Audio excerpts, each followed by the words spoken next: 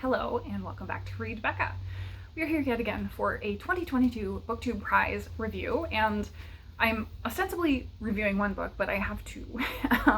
So we'll start with the one. This is for the translated fiction finals. This is The Phone Booth at the Edge of the World, and this is by Laura M. Messina and translated by Lucy Rand from, oddly enough, Italian.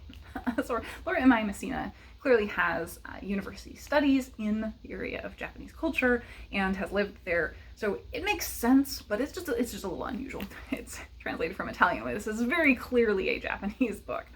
So the other book that I'm reviewing is a children's book that is related, so we'll start with that one. This is The Phone Booth in Mr. Hirota's Garden by Heather Smith and Rachel Wada.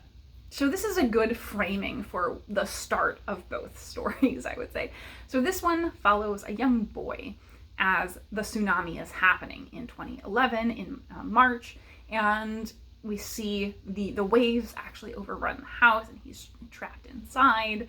And as a result of the tsunami that has happened, everybody around has lost loved ones. And so this boy becomes selectively mute and doesn't really understand fully what's going on. And then one day he hears his neighbor banging around in the garden, and that is Mr. Hirota, obviously, building the wind phone, which is this phone in the garden in this very rural location. And the wind phone allows him to go into this phone booth and talk to the lost loved ones. So this boy hears Mr. Hirota talking to someone who's clearly not there and is the person that was lost in the tsunami. And so he sneaks down and goes into the phone, and he begins speaking again and speaks to his father who he lost in the tsunami. So this is just a really beautiful story and way of telling this grief-stricken, child-appropriate level, I think, level of loss. And I loved the palette, this deep blues and tans, and the child just really feeling the sadness of this and the weight of it is gotten across so well. So in our other book, and this quite a thick one, we have a very similar story. So we start with the tsunami happening, but we're very much more removed from it here, where we're seeing the perspective of people who have gone to higher ground and shut themselves up inside places and been stuck there for lengthy periods of time, days or weeks.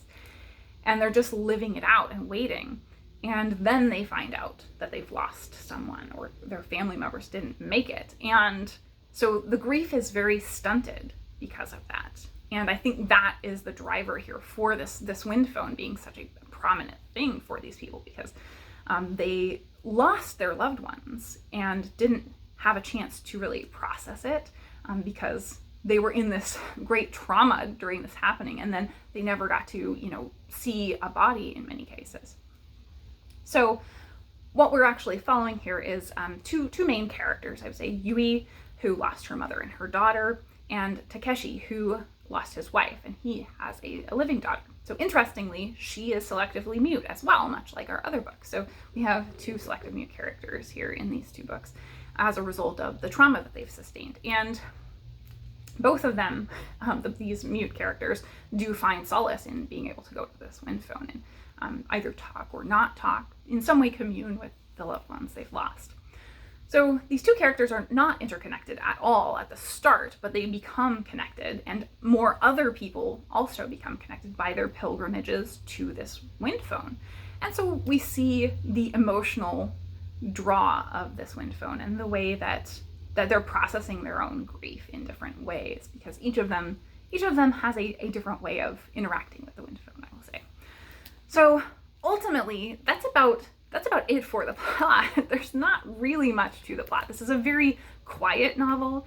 It's very slow. We are seeing months go by of them traveling to this remote location together and slowly getting to know each other and forming bonds, and these people forming a connected community over this grief and loss. So I think it was well written, or finely written, but this felt to me very much like a book club book. So it's really sentimental, really sentimental. I initially started tabbing things because I was like, oh wow, this is really beautiful. And then I realized as it went on that just every page has these heavy platitudes on it. So for instance, in Yui's mind, the typhoon was a boy with a nasty glint in his eye, plotting to pour a bucket of water over another child's carefully constructed sandcastle. A child who was less experienced, more naive, the boy observed his victim from behind a rock, poised to strike. So it went a little too far with the allegory there. And here's another one.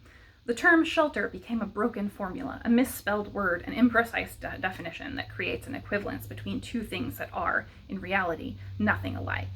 That's what happened to her daughter and her mother, who, when they got to the shelter, found only death waiting them.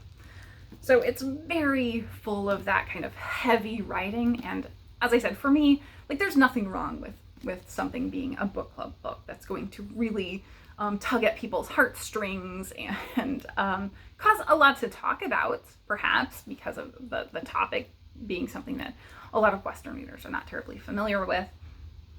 But it felt really heavy-handed and lacking a lot of plot. The characters also, I don't feel like I actually got to know any of the characters. They're present, but I didn't ever actually feel their emotion and grief. I know in some cases it was because they're having such a struggle with grieving. But I recently read, or within the past year, I read another book, Soul Lanterns. And that is another translated work, but it's at a YA level. And it's discussing the topic of people grieving the loss of loved ones from the Hiroshima bombing and talking about storytelling as a powerful way of processing your grief through that. And that, at a YA level, did it much better than this. And in both cases, they're talking about this abrupt loss of life en masse where people didn't have the chance because of the stunted nature of their loss to actually process the grief. So they were doing the same thing, and I think that YA did it better. This one I felt was fine. It was a readable book. It was okay. It was not to my personal taste, so I'm not going to really, knock it for that too much. Other than the one main big actual negative I have for this is that this is about 3 times too long. I think this could have been a novella with the amount of content that is here.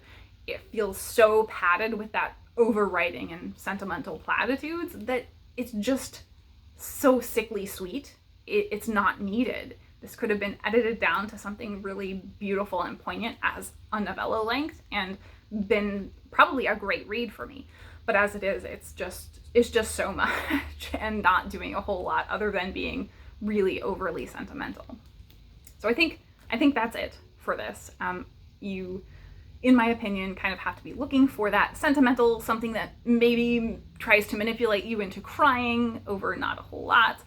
And yeah, so I didn't really enjoy it, but it wasn't bad either. So that is The Phone Booth at the Edge of the World by Laura Imai Messina. Thanks so much for watching.